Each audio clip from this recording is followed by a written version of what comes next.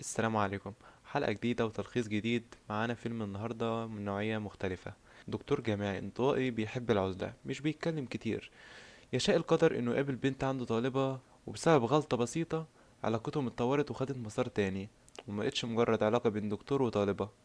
هل هيكملوا الآخر ولا لأ؟ ده اللي هنعرفه، فيلا بينا. بدايتنا مع ورد ونوح، اتنين بيحبوا بعض من زمان جدا، تقدر تقول كده انهم بيحبوا بعض اكتر من 10 سنين. بس ده ما يدلش ان حياتهم وردي ما فيهاش مشاكل، بالعكس دول 24 ساعة خناق. واقرب مثال للكلام دوت انها اتخانقت معاه علشان اتأخر عليها وهي قاعدة مستنياه كتير جدا، ومستأذنة من مهندس الديكور اللي هي بتتدرب معاه. وفي نفس الوقت ما كانتش عايزة تتأخر على محاضرة الدكتور يوسف، لأنها سمعت طرطيش كلام كده إن هو شخص خلقه ضيق وبيكره حاجة اسمها تأخير، وما بيسميش على اللي بيأخر على المحاضرة. بس ده ما يمنعش انه دكتور شاطر جدا بشهادة كل اللي يعرفه. وعلشان كده لما قابلت نوح قالت له لو اتطردنا من المحاضرة فانا هزعلك بجد. بالرغم ان هم اتأخروا جدا وملحقوش يدخلوا قبل دكتور يوسف، الا انه عداها، ودوت لانها المرة الاولى. دكتور يوسف كان عايش في المانيا طول الفترة اللي فاتت، ويدوب رجع للتدريس من وقت قصير. وعلشان كده بعد ما وافق ان هو يدخلهم القاعة قال لهم التنبيهات بتاعته، يعني لو حد وصل بعد بدقيقة فاكرم له ان هو ما يخبطش على الباب علشان مش هدخله، ولو حد غاب عن المحاضرة هيتمنع من دخول الامتحان. واخيرا اللي مش هيعمل المطلوب منه في المحاضرة فما يجيش المحاضرة اللي بعدها علشان مش هدخله. طب هل وردة ونوح يقلقوا من الكلام دوت ويخلوا بالهم من حركاتهم طول ما هم قاعدين؟ برضه لأ، عصبوه وخرجوه عن شعوره. وده لأن نوح بعت فويس نوت لوردة ومسج بيقول لها فيها اسمعي الفويس اللي بعتهولك ضروري. وهي زي العبيطة مشيت ورا كلامه وشغلت الفويس من غير ما تعمل حسابها وتوطي الصوت. الفكرة انه كان عبارة عن اغنية وكانت عالية جدا لدرجة ان كل اللي قاعدين سمعوها. فبكل هدوء دكتور يوسف خد اسمها الثلاثي وراح طردها بره المحاضرة. وعشان كده نوح حب يصلحها وقرر يروح لها مكان التصوير اللي هي شغالة فيه، لان زي ما قلت لك ان هي بتتدرب مع مهندس ديكور. وصاحبنا بدل ما جه كحلها عماها خالص، وراح سحبها من ايديها وبقوا يرقصوا زي المجانين، لحد ما صاحب الشغل زعق وطردهم من المكان. وده خلى ورد زعق له وتتضايق اكتر من الاول وتشيله الليلة كلها. فحاول يفهمها انه ما كانش قصده يعك الدنيا بالشكل دوت، وقال لها انا اسف ما كنتش اقصد ان كل ده يحصل بسببي، انا بس كنت عايز اصالحك. بس وردة واحدة كانت جابت اخرها من تصرفاته وسمعته كل اللي في قلبها. قالت له ما كانش قصدك في ايه ولا ايه؟ ما كانش قصدك لما اتاخرنا الصبح وسمعنا كلمتين ملهمش لازمه؟ ولا ما كانش قصدك لما الدكتور طردني من المحاضره بسبب تفاهتك؟ ولا ما كانش قصدك لما اتطردت من الشغل اللي تعبت علشان الاقيه قال لي انت تقدري تريحي بكره ولما احتاجك هكلمك؟ يعني بيقولها صريحه كده اننا مش عايزينك تاني معانا هنا. امال لو كان قصدك يا نوح كنت عملت فيا ايه؟ انت لو كان قصدك تضرني ما كنتش هتعمل كده. وكملت وقالت ان الشغل بالنسبه لها حاجه مقدسه، وانت كل تصرفاتك بقت تافهه، تصرفات بتاعت مراهقين ما يعرفوش يعني ايه مسؤوليه ولا شغل. ومن هنا كانت خلاص جابت اخرها. فنوح رد عليها وقال لها انت بتكلميني كده ازاي؟ ما تخلي بالك من كلامك. راحت بصت له وقالت له انا اللي خلي بالي من كلامي يا نوح؟ انا بقف زي الراجل في الشغل عشان اثبت نفسي، وتيجي انت بسهوله تضيع لي كل دوت؟ علشان ايه؟ عشان العبط اللي انت بتعمله؟ ولا عشان تبقى رومانسي بالحركتين بتوعك دول؟ والمفروض ان اتبسط وافرح بالهبل والسخافه بتاعتك ديت. لو دي كانت نظرتك للحب فانت غلطان. وكملت ان الحب مش انك تكسفني وتصغرني قدام الناس ومفكر انك عيل روش. لا خالص، دي تفاهه، اكبر شويه. الحب اللي بجد هو انك تدعمني وتشجعني وتحسسني بالامان، مش احس كل ما اشوفك انه يا رب اليوم يعدي على خير. وختمت كلامها وقالت له انا كل ما بحاول اعمل حاجه علشان اثبت نفسي تيجي انت وتبوظها لي. وتخيل بقى نوح رد عليها وقال لها ايه؟ طيب يا ستي حقك عليا، انا غلطان وانا فاشل، وانا كل اللي نفسك فيه، وشكرا مع السلامه. وبعدين سابها ومشي. ومن بعد مقابلتهم ديت حاولت تبعت له وتكلمه كتير جدا وهو ما بيردش عليها وبيتجاهل كل الرسائل بتاعتها، لحد ما لقى ليها بديل.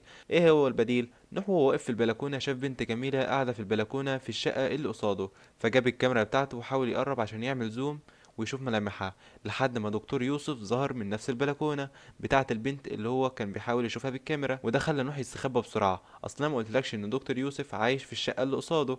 واللي نوح عمله بعد ما شاف البنت ديت ومن غير اي تفكير قرر يحذف لها جواب يعرفها فيه على نفسه. وصادف ان الوقت اللي حذف فيه الجواب صحابه كانوا موجودين تحت بيته، ووردة كانت موجودة معاهم، فهي الوحيدة اللي انتبهت لنوح وهو واقف في البلكونة وبيرمي الجواب.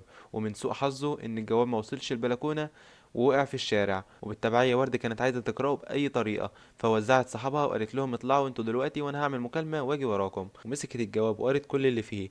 لقيت نوح كاتب للبنت ديت رقم تليفونه علشان تكلمه ويتعرفوا على بعض، وكاتب لها كمان انه قدر يعرف انها بتقرأ عن الباليه، وده طبعا لما عمل عليها زوم وهي قاعدة في البلكونة وشاف كل تفاصيلها. المهم انه كاتب ليها انه بيعرفها عن نفسه وانه يعني رائس باليه. وبيقول لها كمان انه قريب جدا هيكون موجود في عرض باليه، فلو حبت يعني يقدر يجيب لها دعوة. كل ده كان كاتبه في الجواب، وطبعا على راس الجواب قايل لها انا نوح اللي ساكن في الشقة اللي قصادك. وبالتالي فوردة عرفت شقتها. لكن اللي حصل كان غريب شوية. وردة بعد ما قرأت الجواب طلعت لشقة نوح وقعدت معاه ومع أصحابه عادي جدا، وما بينتش إنها عرفت أي حاجة. بس اللي عايزك تعرفه إن هما مازالوا ما بيتكلموش مع بعض من بعد خناقتهم الأخيرة. وبالتالي فالاتنين كانوا قاعدين ساكتين ومحدش فيهم راضي يبص في وش التاني. الفرق الوحيد إن ورد كانت قاعدة وبتفكر في ألف سؤال وسؤال. الفكرة إن نوح وأصحابه جابوا سيرة دكتور يوسف بالمعلومات اللي عرفوها عنه. يعني قالك إن قصة حبه بدأت من المعهد وبعدين اتجوز وسافر، ولما حصلت له ظروف قرر يرجع تاني. فنوح اداهم معلومة زيادة وقال لهم انه عايش مع بنته، وده طبعا بناء على اللي شافها قاعدة في البلكونة. ومن هنا وردة عرفت الجواب كان رايح لمين. وفي نفس الوقت كانت بتكذب نفسها وبتكذب عينيها، وبتقول ان نوح مستحيل يعمل كده ويخونها، دول قصة حب 10 سنين. وقررت تبادر هي الاول وتروح تكلمه قبل المحاضرة وتحاول تصالحه. فقالت له انت متغير معايا ليه؟ ايه جو الاطفال اللي انت عايش فيه دوت؟ كل دوت علشان اتضايقت منك لما اتطردت بسببك من المحاضرة والشغل. فقال لها لو سمحتي انا مش قادر اتكلم وفكك من طريقة الكلام ديت. راحت سألته انت مش قادر تتكلم ولا مش عايز تتكلم؟ وبعدين وجهت له السؤال بطريقة تانية وقالت له هو في حد غيري في حياتك؟ نوح ما ردش عليها سواء على السؤال دوت او السؤال التاني، واستغرب قوي لما سألته اذا كان في حد تاني في حياته. اصل يعني ايه المطلوب منها تفهمه بسكوته دوت؟ يا اما بيخلع يا اما شاف له واحدة غيرها. وبالرغم من ان جوابه وقع في ايديها الا انه كذب عليها بنظرته ليها اللي بتقول ان مفيش حد في حياته. فاسمع كده قال لها ايه: انا استحملت طريقة كلامك معايا المرة اللي فاتت وفضلت ساكت، لكن المرة دي مش هسكت ليكي. فهدي كده عشان مغلطش فيكي. ودخل فيها شمال، وهو من نفسه كده فهم ان هو بدأ يعك ويهرتل بالكلام، وراح قايل لها بص بقى يا ورد، انا مش مستعد اكمل في العلاقه التوكسيك ديت، ولا مستعد ان اصحى كل يوم مكسور الخاطر.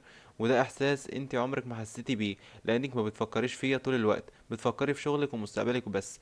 اه صحيح احنا بقالنا 10 سنين مع بعض، بس انا ادركت دلوقتي اننا ما ينفعش نكمل مع بعض، لاننا شخصيتين عكس بعض تماما. ورجع يفكرها بكلامها دي لما قالت له انها بتاعه شغل وست قويه وي وي وي وي، وانه عيل فاشل مش بتاع شغل ولا مسؤوليه ومش فالح في اي حاجه. فقطع الكلام وسالته انت عايز توصل لايه من كلامك دوت يا نوح؟ راح قايل لها من الاخر كده انت هنتيني يا ورد، وانا مش عايز اكمل. وبكل بساطه قال الكلمتين اللي عنده وسابها ومشي. راحت ورده عملت ايه؟ خدت بعضها وراحت لدكتور يوسف، ومن غير احم ولا دستور دخلت عليه المكتب وقالت له دكتور انا كنت عايزه اتكلم مع حضرتك. وتقريبا كده كانت رايحه وهي ناويه تقول له على اعجاب نوح بالبنت اللي شافها في البلكونه، اللي هما معتقدين ان هي تبقى بنته. لكن في ثانيه لثانيه تراجعت عن كل اللي في دماغها وغيرت كلامها بسرعه، وقالت له اصل انا كنت عايز حضرتك تشرح لي شويه حاجات سقطوا مني في المحاضره. لا وكمان طلبت منه ان هم يقعدوا بره الكليه علشان ممكن ياخدوا وقت طويل في الشرح. فقال لها بكل برود انا ما عنديش وقت للطلبه بره حدود المحاضره، معاكي وقت المحاضره بالكامل تسالي فيه على كل اللي انت عايزاه. وسابها ومشي. بس من حزن حظها انه نسي المحفظه بتاعته. استغلت الموقف وخدت المحفظه علشان تبقى حجتها لما تروح له البيت. وبالفعل راحت له البيت وخبطت كتير على الباب بس محدش فتح، لحد ما زهقت وقررت تمشي. إلا ولقيت نوح وصل البيت بتاعه، ولو خرجت ممكن يشوفها. وبدل ما تخرج من البيت قعدت تمشي لحد ما وصلت للباب الخلفي ودخلت من ناحية الحمام. ولما حاولت تخرج منه بعد ما راح اتحرك من قدام بيته لقيت الباب اتقفل عليها، ومبقاش قدامها حل تاني غير انها تخرج من الباب الرئيسي. طب دلوقتي هو مش دكتور يوسف معاه بنت عايشة معاه؟ ازاي بقى ورد دخلت وخدت جولة في كل الشقة؟ اصل اتضح بقى انها لعبة بلاستيك مش بنت حقيقية. اه والله، يعني مفيش حد عايش في الشقة مع دكتور يوسف، واللي نوح شافها في الكاميرا ما كانتش واحدة حقيقية. وده معناه ان نوح معجب بواحدة ملهاش وجود اصلا. ساعتها بس وردة قعدت تضحك بشكل هستيري على اللي بيحصل، ولفت انتباهها صورة دكتور يوسف مع الست ديت، ومن ضمنهم صورة بالفستان الابيض. فعرفت انها تبقى مراته، بجانب انها لقيت ورقة مكتوب فيها بالنص كده: اليوم النهاردة كان صعب جدا، حاسس اني خايف ومتوتر ومش مستعد لاي حاجة وما عنديش طاقة اتعامل مع اي حد. وتقريبا كده سكوت دكتور يوسف وهدوء المستمر وشخصيته الانطوائية وراهم سر كبير جدا. ولحد اللحظة ديت كل حاجة كانت ماشية تمام. وفي لمح البصر وردة اتفاجئت بيه وهو بيقول لها انت بتعملي ايه هنا؟ ودخلتي ازاي البيت بتاعي؟ انا هطلب لك الشرطة. تقول له يا دكتور انا ما اقصدش، انا مش عارفة ايه، انت فاهم الموضوع غلط. وهو راسه ألف سيف يبلغ عنها. فالحل الوحيد انها كانت تقوله على الحقيقة والسبب اللي خلاها تدخل بيته. وبرضه بعد كل اللي قالته فضل مصمم على قراره، لحد ما سألته وقالت له تقدر تفهمني هتقول الحكومة ايه لما تيجي؟ هتقول لهم اني كنت داخلة اشوف الست اللي عايشة معاك واكتشفت انها عروسة لعبة ومراتك الحقيقية ماتت من زمان؟ براحتك كلمهم، لكن انا هقول لهم انك شخص مريض نفسي شايف كل اللي حواليك عرايس لعبة، والعروسة اللي بجد بتعاملها على انها بني ادم، مجنون يعني. وشوف بقى لما يدخلوا بيتك ويسألوا الناس عنك هيصدقوا مين فينا. وفجأة ورد سكتت ويوسف سكت من كتر قسوة الكلام اللي هي بتقوله، وما كانش عنده اي رد. فحاولت تعتذر له وتبرر موقفها، بس هو زعق لها وطردها من بيته. وعلى قد ما حاولت تعتذر له بعد المحاضرة، على قد ما كان بيتجاهلها وبيرفض يسمع منها اي كلام. تسكت على كده؟ لا، دي راحت له مرة تانية البيت وصممت تدخل وتتكلم معاه.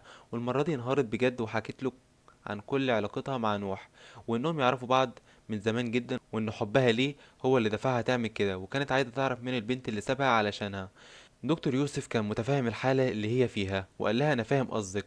فكرة إنك تدوري على الشخص اللي حبيتيه علشان علاقتكم ما تبوظش وتحاولي تقربيه منك تاني دي حاجة مش وحشة، وعشان كده عايزك تحاولي مرة تانية وتحاولي تصالحيه.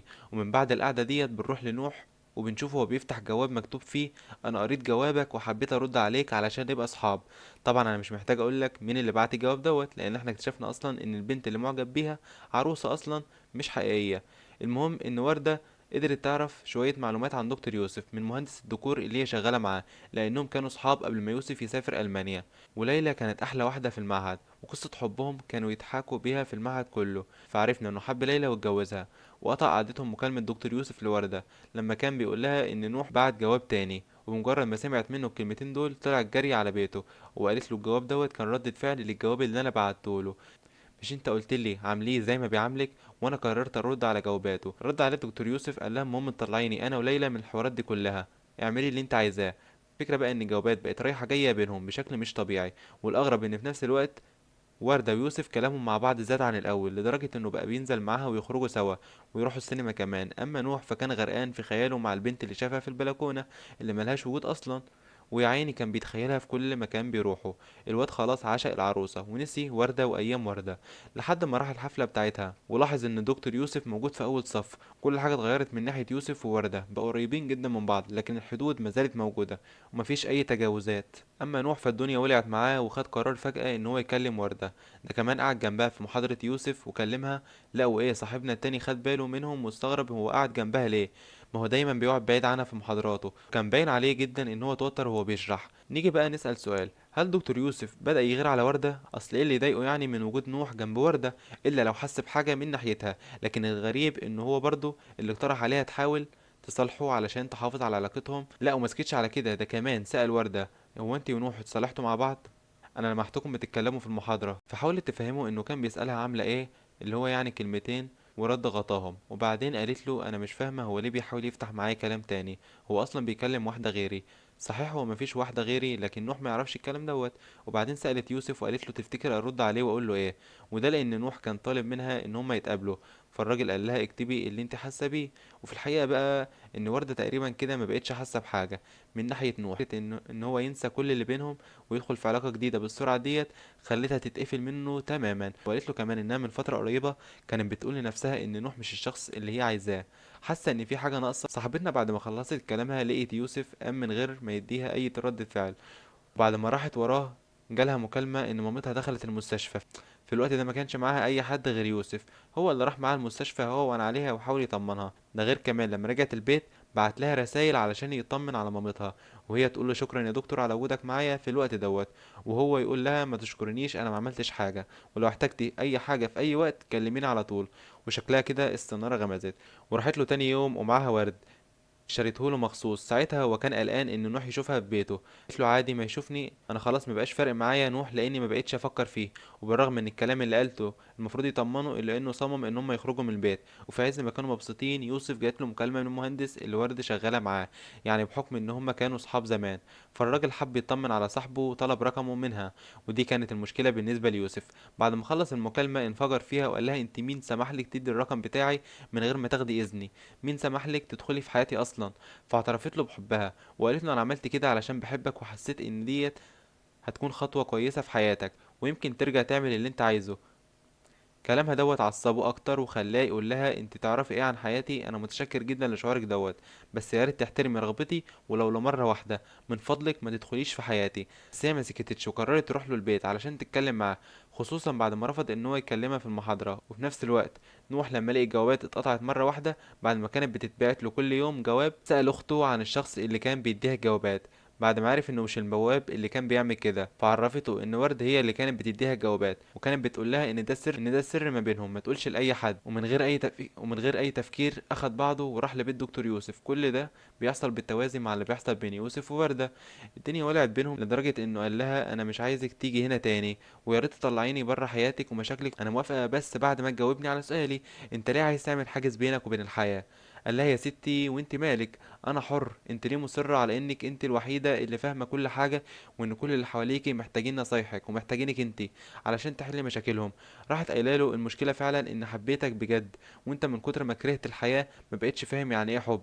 وقتها بس يوسف قفل اي كلام بينهم وقال لها انا مش فاهم حاجة فعلا، انا كل اللي عارفه ان انت طالبة وانا الاستاذ بتاعك، وما بيننا حاجز يا ريت ما نتخطيهوش. وبناء على الكلام دوت وردة خرجت من عنده وهي بتعيط ومنهارة. من حظهم المهبب نوح شافها وهي خارجة من عنده في الحالة ديت، بس الحقيقة بتقول ان دكتور يوسف جات له تروما من بعد وفاة مراته، وبقى يقفل اي باب للحب ويمنع نفسه من اي علاقة جديدة، لان دوت وجع فراق حد بيحبه، وفي الاغلب تصرفاته ديت ناتجة عن التجربة اللي مر بيها.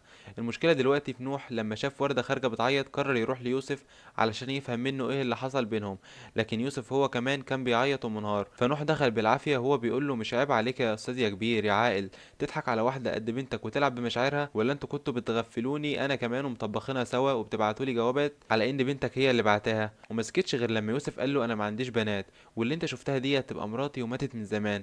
مش محتاج اقول لك ان نوح ما صدقش كلامه غير لما اتاكد من نفسه من العروسه اللي شافها. في اللحظه ديت كلهم كانوا منهارين، ورده اللي حبها اترفض من شخصين وثقت فيهم، ويوسف اللي المواجع اتقلبت عليه وكل القديم اتفتح، واخيرا نوح اللي اكتشف انه اعجب بواحده موجودة في خياله بس، والنتيجة ان يوسف بطل يروح المعهد وده خلى دكتور رامي راح له علشان يطمن عليه ولقيه في حالة وحشة جدا. اللي عايزك تعرفه ان دكتور رامي صاحب يوسف من زمان، لانهم كانوا مع بعض في المعهد، وفي نفس الوقت عينه كانت من ليلى اللي هي اتجوزها دكتور يوسف. اصلا المنافسة عليها كانت كبيرة لانها كانت احلى واحدة في المعهد زي ما قلت لك. المهم لما شاف العروسة وشاف يوسف قد ايه حزين عليها حاول يهون عليه ويهديه، ومن بعدها قرر يوسف يقابل نوح ويفهمه ايه اللي حصل بينه وبين وردة. لكن في اول كلامه حكاله عن علاقته بليلى، وعرفنا منه انها ماتت في حادثة عربية، وبالتالي فكانت خلاصة كلامه لنوح انه يتمسك بالشخص اللي بيحبه ويحافظ عليه في كل ثانية بتعدي بينهم، لانه ما يعرفش امتى القدر هيفرقهم. وعلشان كده نوح قرر ان هو يصالح وردة بس بطريقة مميزة. وبعد ما فكر هو ودكتور يوسف في طريقة ترضيها وصلوا للحل اللي قدامك، ان هو يقدم لها اغنية في مشروع التخرج بتاعهم. وبالفعل طريقتهم جابت نتيجة والاتنين رجعوا لبعض وبقوا زي السمنة على العسل. وفي المشهد الأخير نوح أخد وردة وراحوا لدكتور يوسف، والتلاتة احتفلوا وغنوا ورقصوا سوا. ودي كانت نهاية الفيلم. يا ريت لو الفيلم عجبك متنساش اللايك والسبسكرايب للقناة، ولو عندك أي تعليقات على الملخص يا ريت تكتبها لنا في التعليقات. والسلام عليكم.